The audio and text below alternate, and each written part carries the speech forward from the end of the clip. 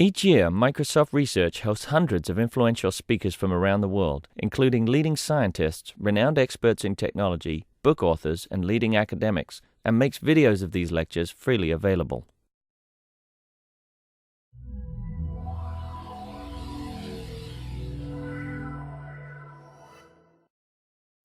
Good morning. I'd like to welcome back Don Madsen from Xilinx. He's our local field applications engineer, and today he's going to be talking about the PlanAhead tool. Thank you, Ray. So what you can see here, we advertise this as PlanAhead, and you guys all know that the present version of software is 10.1, but we are going to be releasing 11.1 in next month. And so I wanted to talk a little bit about 11.1 features and what's going on there. And so I've sort of broke the talk into two parts. And actually there's a third thing. I want to do a demo on PlanAhead and actually demo PlanAhead 11.1.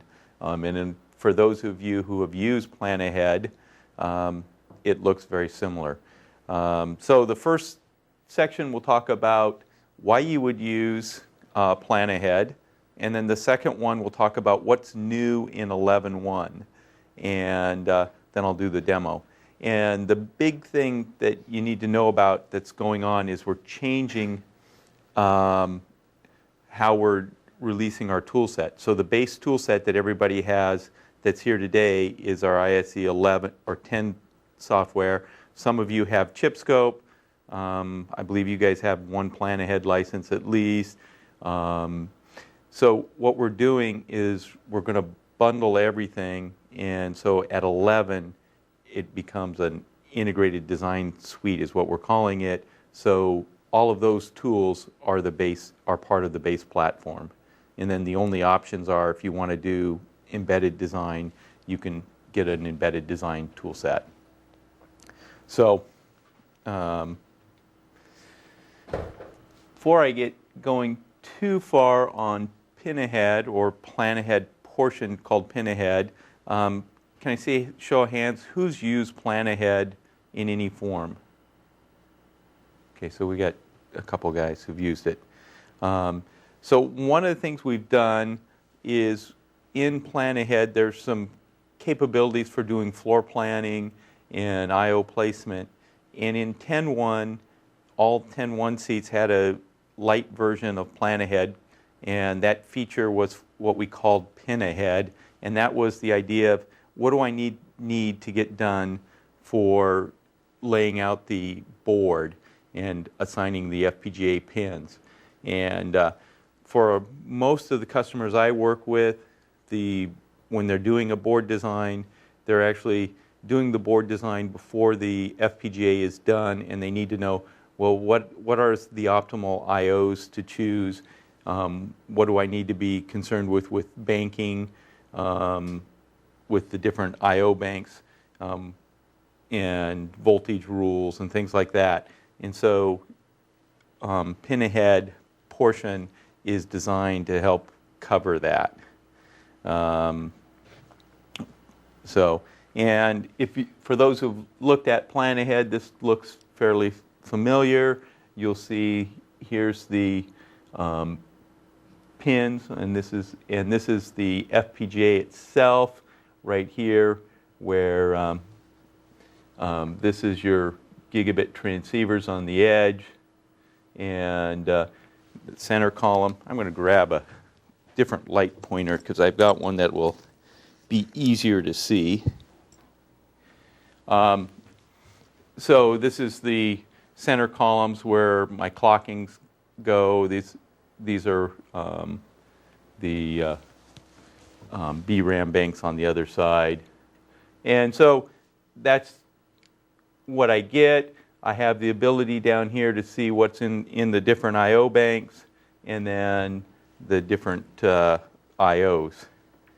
So that's what's in there. And you have the ability to easily create and capture your design there or manage your I/O ports.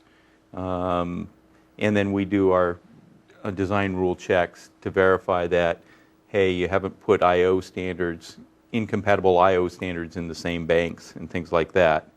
So I can also review the package and pin data. You know, I can sort the data easily because I can do it in a couple ways. I can either click on these column headers and see what are at the different VCCO voltages. I can look for the VREF pins. It has the full name of the pin in there. And then also, if you're doing really high-speed design, we have the max trace delays in there as well. So you can do some trace length matching for high-speed LVDS signals. One of the things you can see on here, this should look very familiar. It's a simple spreadsheet. So one of the things you can do is you can take and import or export from either HDL, a top net list. I don't need to, if I'm doing VHDL, I don't need the architecture pair. I can have an empty architecture, just have an entity, or I can do all my initial design by assigning pins into my spreadsheet and then have it create the UCF and the top level HDL for me, whether it's Verilog or VHDL. So I have that ability to do that, and then you can kind of see I have easy ways to see what signal names are and do my sorts real easily that way. And that's the way I kind of prefer to do it initially, as just pulling it in that way. And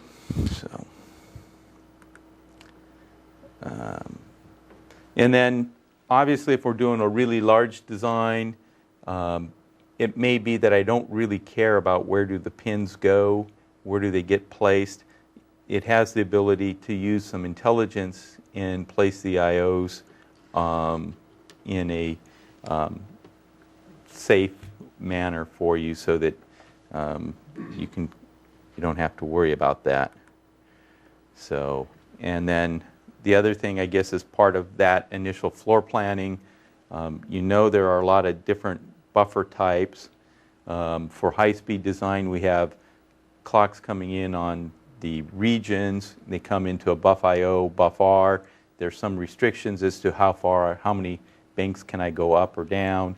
And I have the ability in this PinAhead portion to understand that and make sure that I'm assigning IOs such that I can take advantage of the resources that are in the FPGA. So, yeah. When you say automatic, it just looks at the standards and other requirements, doesn't look at my design or the board design, does it? Yeah, when I'm saying automatic, it does not look at the board design, but it does look at your chip, and it can be, I can tell it that this group of logic is related, has a related clock, and I can tell it that a signal is a clock, and it'll make sure that the clocks are placed appropriately. And the other thing is with the transceivers, if you use the high-speed transceivers in Vertex 5, there's some pins that if you're using the transceiver, we say, hey, if they're too close on the package to the transceiver, there can be potential crosstalk introduced in the package. So we say don't connect there, and so it will automatically do that as well. Also, you can say, hey, I'm going to prototype in this larger device, make it compatible with a smaller device, and then it'll lock out the pins that aren't there, or vice versa. So I just mentioned the DRCs, and this is just showing what the DRCs look like. So here's the DRC, and I highlight it, and it'll show up down here as to where it is, and I can then look at the results and make some some changes as necessary. So this other one is for these larger devices where I have 500 pins. A lot of people are doing high-speed memory interfaces, either 32 or 64 bits or 144 bits, and it's pretty easy to get a lot of I/Os switching at a very high speed simultaneously. And so the tool is able to do some analysis on that. We have some app notes out there about it, and the calculations have been put into the PlanAhead to do those initial checks. And as I said before, I can export to a CSV. I can also import from it. And here you've just got the list of what I can export and import from. I can either start from an HDL file and a UCF and then go to a CSV, or start from a CSV and go the other way. So it makes it a lot easier to do the initial work on the assigning pins. So the whole idea there is to make it a lot easier and quicker to determine the package pins. And the other thing I should say, Sandro asked about, does it really know much about the board? We've been working with Mentor, has something called I/O Designer that I've seen a couple of companies use for doing the board level, and so can work in conjunction with that. So that was the PinAhead capability. That is something that you all have as part of the ISE 10.1 that you have today. Now I'm moving into talking about some of the features that are in PlanAhead itself. So let me give you just a little bit of history. And I think it was about 5 years ago, there was a company called Higher Design. They had received some initial funding from Xilinx, and they had started off working on this whole idea of building a better floor planner to help get improved results. At that point in time, it only took in EDIF as its input. So today you can take in EDIF, NGC, or HDL. HDL was new in 10, and I think that'll probably be the more important way. Once you start playing around with it, I just got an email this morning from one of my customers who's been doing some work through PlanAhead, and he was amazed at how nice it was and how good it has been in their design. And they use a couple of our Vertex 5 LX220 size devices, and there's some things that you can do in seeing how to floor plan things that it allows it to do a better job of meeting timing. And so I think you'll see some of that if you start to use it. As you can see here, I can do the normal things you would expect with HDL. It does have an RTL schematic viewer, and that schematic viewer is better than what you saw in XST. I don't know if you guys use that much. It's a little better, and just so you know, there's another company out there. They were purchased by Synopsys. It's called Simplicity. They have an RTL analyst that it's not at that level. Let's just say that. And there's a reason you pay big money for that one. So just so you're aware, it's better. It's getting better. Just be aware of that. And then you can do resource estimations. And then when you get your resource estimations, you can export those to spreadsheets once again, so you can kind of keep track of them. The other thing you can do, and this is showing the schematic viewer. This schematic viewer should look kind of like what you saw in XST, kind of block. And what I want to point out is in 11, we've switched our synthesis engine. So just so you're aware, as we move from ISE 10, because I think everybody here uses XST, we have something called XST version 11. We are going to a third-party company that builds an industry-standard HDL parser. The company's horrific. I don't know that it really makes a lot of difference who it is, but the importance for that is what you care about is it will give us a much better job of language parsing. It gives us a good roadmap to system Verilog or additional support on language constructs. And so that's what we're doing. So when you get ISE 11 and you start playing around with it, be aware there are two versions of XST, XST 10, XST 11. By default, if you're using Vertex 5 or any of the older architectures, you will get XST 10. Now, one of the things I noticed was playing around with PlanAhead, by default, it's going to XST 11. And there's some nice things that happen by going with an industry standard front end for the HDL, is if you think about it, it doesn't matter whether you're writing code for Xilinx or an ASIC or anything else. There are certain bugs that happen that you're concerned with, and it'll flag warnings on, latches in your design. It'll flag warnings at the synthesis level for if you use cores that are older versions of the core that are not recommended. It'll check some of those kind of things, which should be useful in improving things. So the other thing, you might not understand what this little picture is trying to show here. I guess this is also showing it hierarchically, but this is a hierarchical block. This is the top level. Then it's saying if I go down one level, I have this block, and then I have this block here, and I just can keep on going down. This is another way of viewing it hierarchically. One of the nice things that PlanAhead does is if you think about doing your design and you write your code, you have all these modules in it, and it has this thing called P blocks, which is sort of like a virtual module. And what's highlighted here is just a couple of them.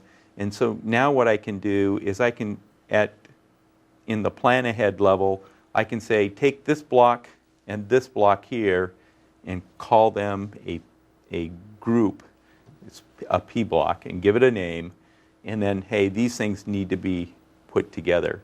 And that can help with the timing, and then when I'm doing exploration, I can look at how much interaction I have between modules. So the other thing that it has is something we call TimeAhead. You should be getting this sort of naming nomenclature down. Somebody had some fun with it. But what TimeAhead does is it allows me to take a module and say, hey, how fast will this module run? I don't have to compile the whole design. And then you can see the very first thing here is I can calculate the timing very simply. So it'll give you an estimated routing delay, or I can take that module and kick it off and do a compile by itself. Now, when I'm saying that, I need to let you know that, and we've talked a little bit about where we're going with partitions and the timing on that. The method that we had to use in ISE 10 is not as good as it is in ISE 11. And in 11, it gets much easier to take a module and say, hey, I only want to export this module because that's what I'm working on, and I want to know what kind of timing can I expect in this module, and it will do that for you. And it will run it through the ISE tools standalone. Including pin assignments? What's that? Including pin assignments, if this is like a memory controller, right? Yeah, so the question is if it's a memory controller or something else where I have both external and internal pins, yes, I can do that. I've got another slide. We'll talk about some potential gotchas on doing something like that.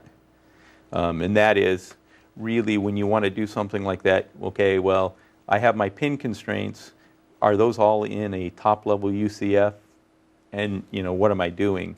And ISE 10 allows multiple UCFs. And so if I were going to do something like that, I really want to have a UCF for that module. Now, PlanAhead accepts only one UCF. So you got to be aware of that. And so we already talked about rule checking. And I guess the one thing I should mention here is there is now rule checking on synthesis as well.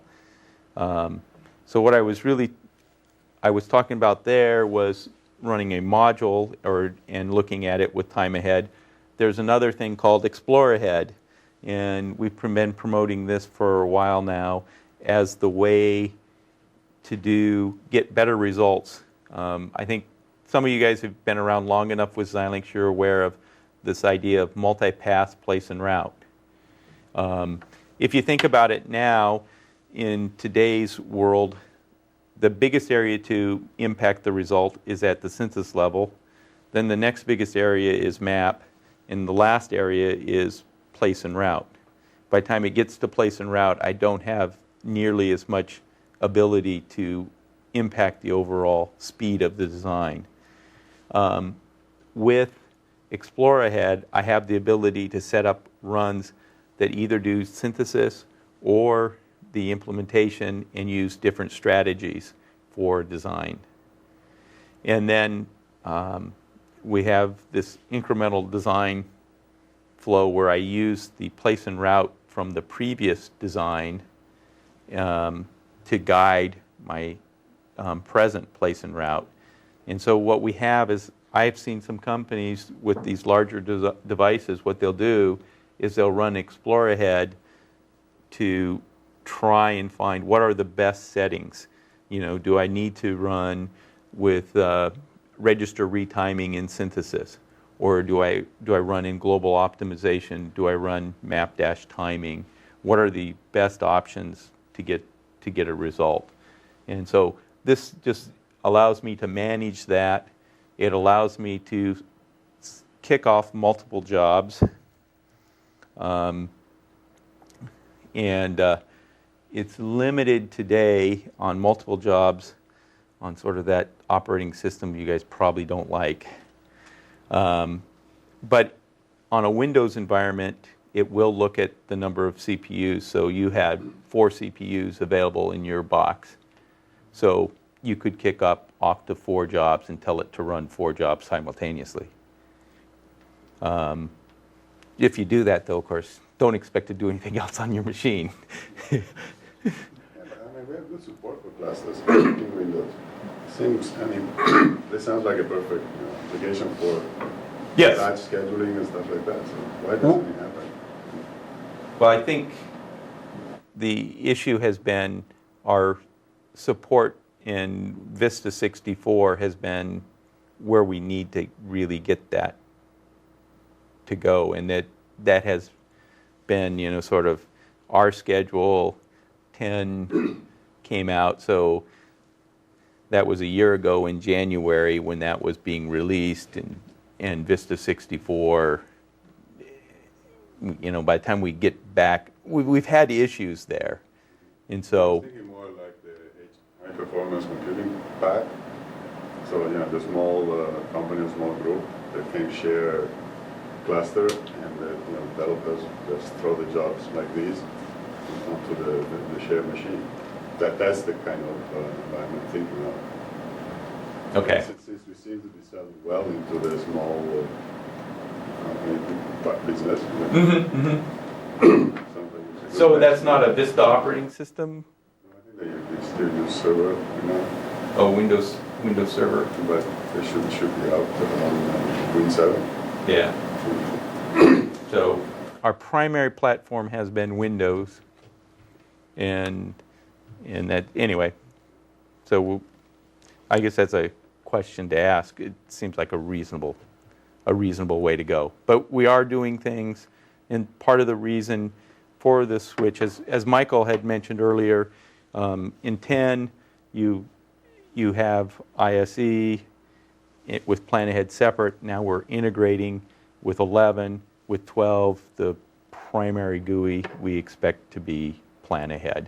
And that has the ability to do a much better job with multi-threading. And that's where we're going. So this is just showing how I can manage it. And, kind of the question, what other things can I do with these tools? And one of the things is just how do I visualize? How do I find out what's going on? Where are the bottlenecks in the design? And you can cross probe. You can easily see from the timing analyst. I will just skip over this and try and show you these things when I do show you the demo. The whole point is faster timing closure. The one thing I want to highlight is this is what I called earlier as a P block, kind of showing, hey, I've taken two modules, stuck them together logically, and then when I do that, I can see how they are interconnected to other modules in the design, and that's part of figuring out how to do a reasonable placement of things. The other thing that you can do is sometimes you want to compress areas in your design. You can give them areas and really force them, something off into a corner. Maybe it's not timing critical, or you can force things to be compacted. Obviously, you can't. You guys probably have done enough designs to know that certain things you can't force them to be in these nice rectangular areas because they interact with things throughout the rest of your design. But depending upon how your design is structured, you can potentially take and make some area groups for modules or P blocks and then force those to be very, very highly optimized as far as usage. So, and then the whole place where we're going with this, with the whole idea with partitions, with partial reconfiguration, and basically IP reuse are the big things. The idea that I can take a module, lock it down, and export it, and then import it into another project and reuse it without spending as much time on timing closure. That's the major thing we're after. So that's kind of a quick walkthrough on the features of PlanAhead. Now I want to talk a little bit about what's new in 11 for you. So, sure. This is PR, so maybe it's not in the main line here, but we did some work on placement on bus macros around it. And one comment I got is that we looked at timing violations, trying to minimize those. But the comment says, well, once you get into timing violation, the tools don't do quite a good job, so that's not a very reliable metric. And yes, we surely should be looking at the timing lag. Yeah. Is there a way to better report the timing lag since you're going into this partitioning thing? I don't know, say this module achieved that, and according to your timing, you're saying you have that much lag overall. So you could have automated tools that work on that. Yeah. So I think your overall question is whether I'm doing a partial reconfig or an individual region, I really need to be able to verify that if I meet timing in my region, that I'm able to meet it in the system. And one of the problems was in the old partitions flow, you remember those macros that you put in there, those bus macros. And what we needed to be able to do is say, hey, when I compile my basic design, I want to compile to the endpoint of the bus macro and say, hey, so that basically becomes a clock to out time constraint. And then from the bus macro into my design, basically that becomes an offset in constraint in my design. But we weren't able to do that. What we're doing with the newer flow is there are no bus macros, and we're able to time to the input pin of the LUT. And so now we're able to say, hey, I can have a separate constraint for my region or my module, and I can constrain, hey, I'm going to give it X amount of time to get there, and I'm going to give my other design Y amount of time to get there, and then I have to allow some additional slack to make sure that everything's going to meet timing. But that Not only that, but also across multiple designs that go into the care region. right. But if they meet they're going to use the same timing. If they meet it, then they will work, and that's the idea of making it more repeatable. And so the issue was before we weren't able to time across those module boundaries. We've got a solution that we're working on today to do that. It's still not perfect because I've timed it here, and there's still a small amount of time that I have to allow for additional routing to make sure everything's stitched up. But I think that'll go a long ways to whether you're doing partial reconfiguration or trying to take a piece of IP and export it and reuse it and make sure that it works. So what I'm showing here is this is a snapshot out of the ISE 11 GUI, and what you can see is there are 4 areas here where I can kick off PlanAhead under the ISE mode. Now I want to make it clear, when I demo it, I'm going to demo it in the PlanAhead, full PlanAhead mode. And so the tools are going to look different depending upon whether you start. If I kick it off in here, this is the PinAhead. I'm going to be limited to what I can see and do in the PlanAhead portion. But I want you to, it's specific to the task that you're asking it. If you're asking it, hey, I want to do some floor planning, it's going to bring you up in the floor planning mode. So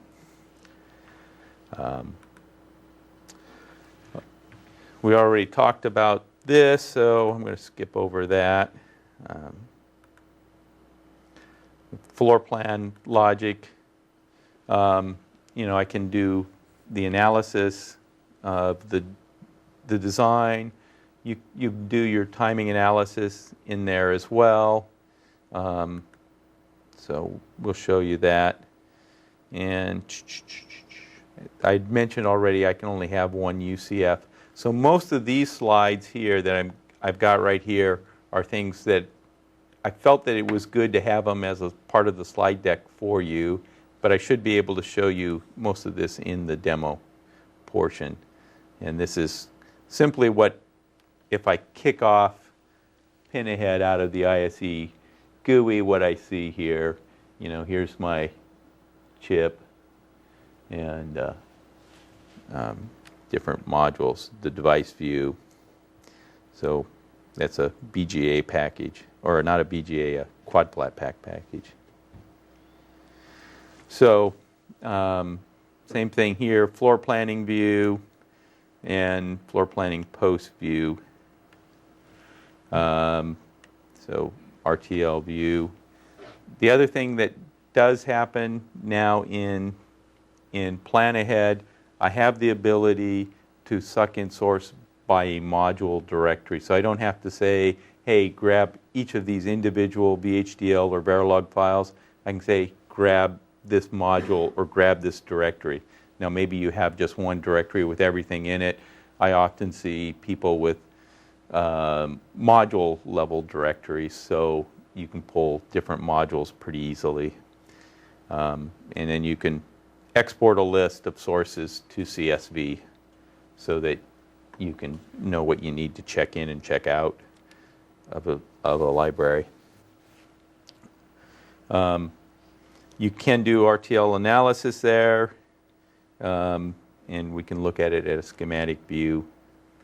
And then this thing, we've talked about it a little bit, but the idea is I can kick off synthesis, and I think, yeah, this shows one synthesis level here, a couple different implementation runs, and then a second level, different type of synthesis with another implementation run. And just showing you how you set that up. And I'll try and show you that when I get to the demo. So, and then once you've got your results, you can analyze it, and pretty much the same stuff we've talked about before. So let's kick off. Oh, and I guess this is, I think most of you have seen this sort of thing in Timing Analyzer. So this is our same way of doing the cross-probing and looking at the constraints, and we'll be able to do all that. The other thing that has been added in 11 is you can now add in chip scope directly in PlanAhead. So you can either do it by instantiating the chip scope icon ILAs or calling up the chip scope wizard, and you can run through that. So that's part of what's been added in 11. So with that, it's time to go ahead and do a demo.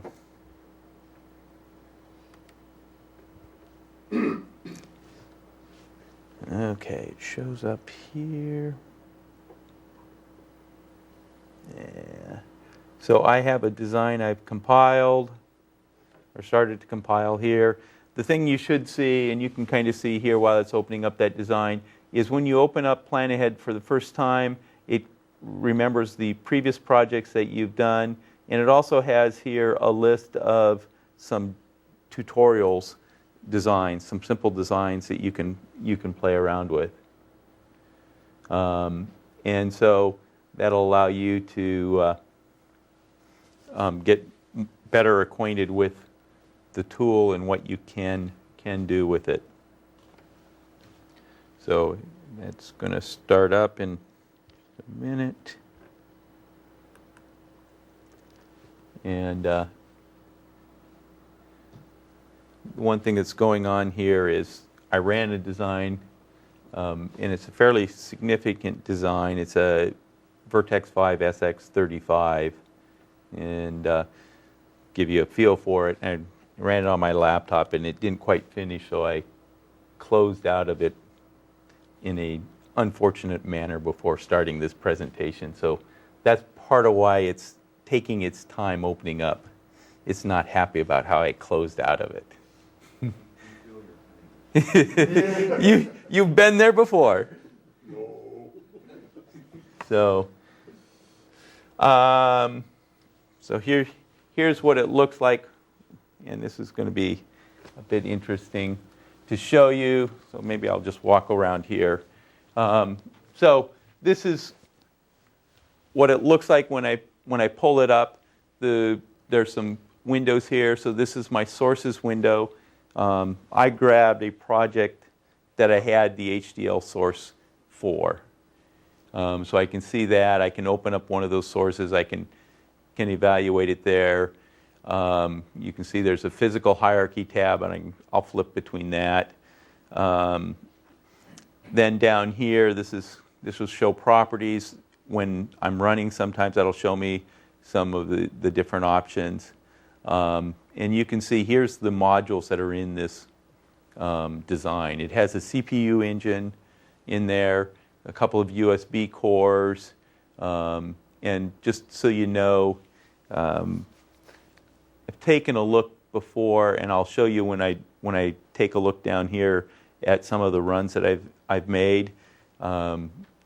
Obviously, in order to be a good tutorial, when you run it, it should not meet timing, because that's really where you spend some issues. And so there's a couple issues, and I'll show you that in just a minute.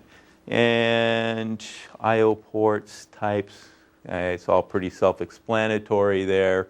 And I can flip here between the package and device window And yes, Ray? What's that little memory counter in the lower right-hand corner? It keeps ticking up and down.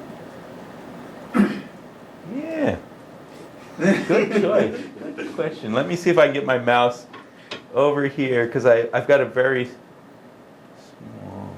I wonder, can I make this window, this laptop, look like the full screen? Let me see. Yeah. I've got a small window up here that I can kind of run. Design runs. So it's running. Because I was running a design and I didn't want it to run while I was.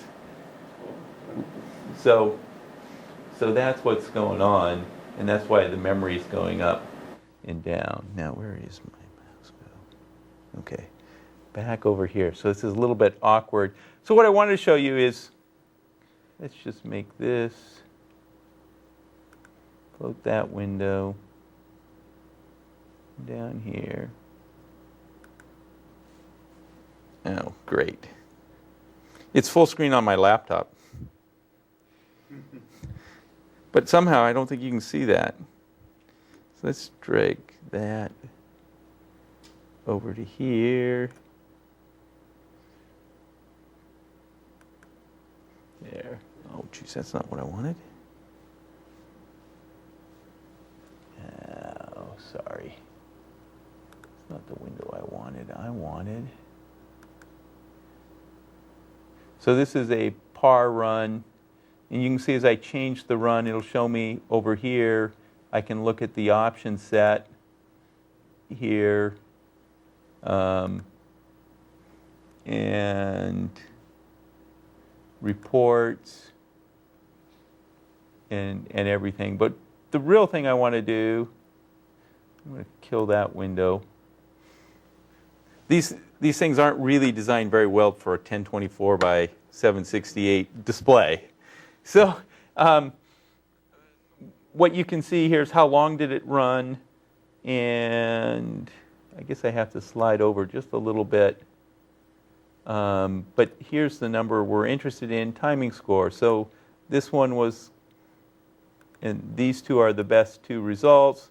Let's just take a look at this design here.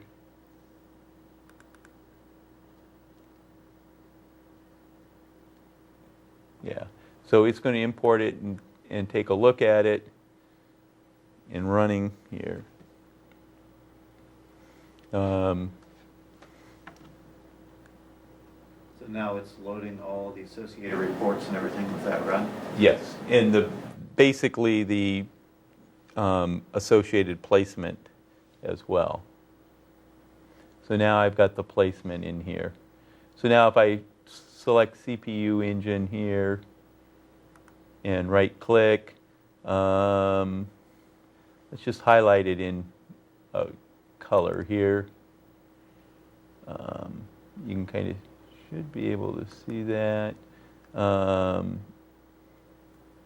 then over here, statistics. So once again, we're being defeated by the small screen, but you can see there's 4,000 LUTs, I think, roughly. So it's hard for me to see from this angle. But anyway, it's a major portion of the design.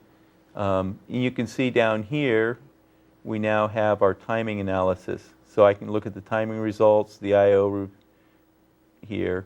So, and we can see that, so, yeah, select. So I can say, hey, show me a schematic on that. And then I can also view the path report and take a look at what's going on. So here's the schematic view. And of course, we have to zoom in. Zoom to an area. Just make it like that. Oh, wrong button. On your screen here, we'll just make it pretty small. So here's my flip-flop. You can see it goes through some levels of logic. On my screen, on a reasonable monitor, you'll be able to identify that it's a carry chain. That's what it's going through. And then we hit these big blocks here, and lo and behold, those are 4 DSP blocks. And there's no registers in there. So if I run any rules, it's going to tell me, gee, you really should use some registers in there. One of the ways you might be able to attack this problem is in synthesis, say, do register retiming, and it might be able to move one of the following registers somewhere into the middle here. Obviously, the best way to attack this is if I could do something with this multiplier. My guess is it's trying to do a 32 by 32 bit multiplication with those 18 by 18 multipliers, which gives you the 4 stages often. And if it were to throw a couple pipeline stages, it would run much faster. So anyway, I can see that real quickly in that schematic. It's not a question of how is this thing placed in the design. It's a question of the coding style or the implementation style of, can I put a register there on that one? So that was one of the timing constraints. Let's go, and that was in the CPU section. And since I've looked at this design before, I can tell you that there's going to be some failing areas in the USB section. So let's take a look at this one, and let's just view the path report. So this is how you've seen it before. I think you guys have seen a report like this in Timing Analyzer, right? Has everybody seen that? So you know, if I go in here and I highlight this, I can highlight the source or the destination. I can cross-probe. And I can either cross-probe into the schematic that I looked at here, or I can cross-probe into FPGA Editor. And sometimes FPGA Editor is a little nicer way to do that. And then if I scroll on down, it gives me each of the areas that and where it's going. So I can see here, I'm coming out of a FIFO. I'm going through a bunch of LUTs here, and then eventually to a register is what's going on. And there's not much I can do about that. The question is what's going on in this logic. And then it also gives me how much is logic delay versus everything else. And so the question in this one is going to be, can I floor plan it so it gets put together closely to work? The other thing that's a little bit different here is this is highlighted. So you can see if I click on it and I had internet connection here, it would launch a data sheet and try and give you where these parameters are found in the data sheet. I'll give you, some of these things will be easy to find. This will be easy. A couple of these may not find in the data sheet. But the idea is that we're trying to give you more information. How do you get more information? And then obviously these things, if I click on this, it'll go to it in either the FPGA editor or the package view. So that's that. Here's the device. And then I have some ability to turn on and off these different blocks.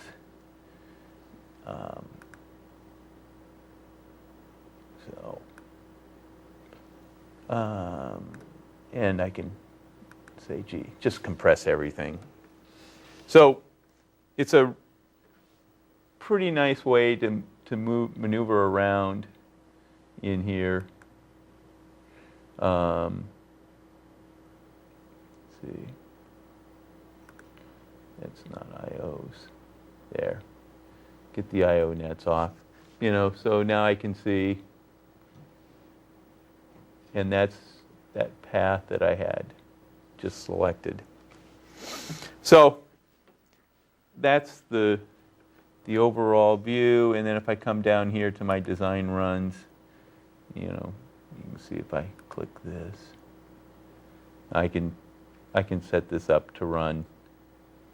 And you can see I can manage multiple versions. And I guess one of the things that would be nice here is I should show you how I do that. And so run multiple strategies. So you can see I can select between either synthesis or implementation. I'm going to assume we want to do implementation. And I can either do it off of synthesis 1 or synthesis 2. I could have some different floor plans saved as well to kick it off, and constraint files as well. And we don't want to do that. Say next. And so now I have some ISE defaults. These are some of the different strategies that it has available for me to kick it off.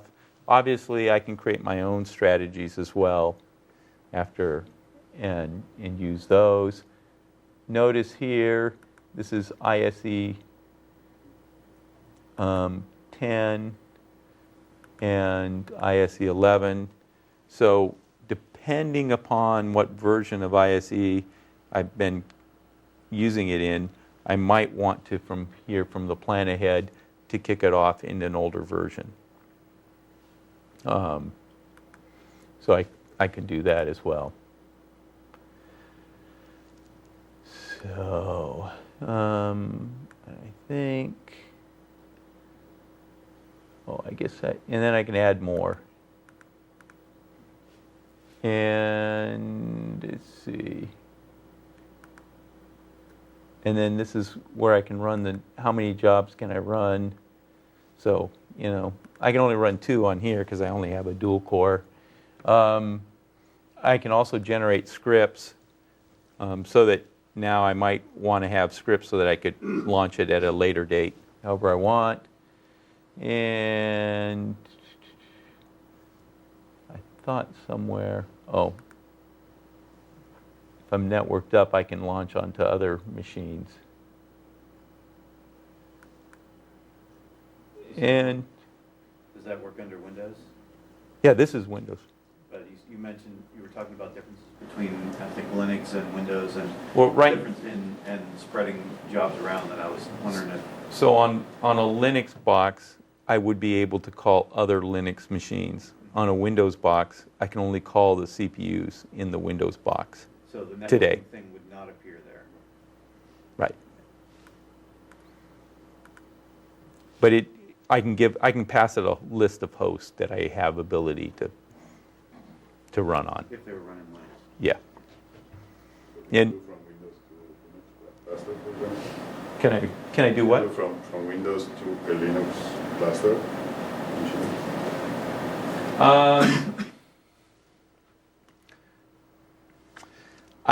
I don't think I can launch it from the Windows onto a Linux. I mean, you can do that. I mean, there's other ways to do that, right? I mean, like with the laptop, I really don't want to launch it on here. I do have a server back at the office that I really want to launch these things on. And so there's VNC, there's Xterm. There's lots of ways that people do that, and I think that's what I see most people doing on that regards. So I guess now is a good time for you to ask any questions, anything you want to see while I've got this up here.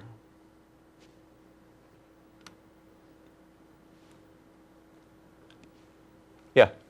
You said that with the new version that you're going to be defaulted to XST 10 with the V5 and back. Mm-hmm. What's the advantage to going with the new XST with the older hardware? Why would you default to the old XST with that hardware? Because people aren't real happy if I switch synthesis tools and your results are different, your internal names might be different. So by default, you want to run the old tool. While we believe that you'll get better results in the long run with the XST11 version, we just need to just need to allow you to take 11 and not see a huge change in results by default. So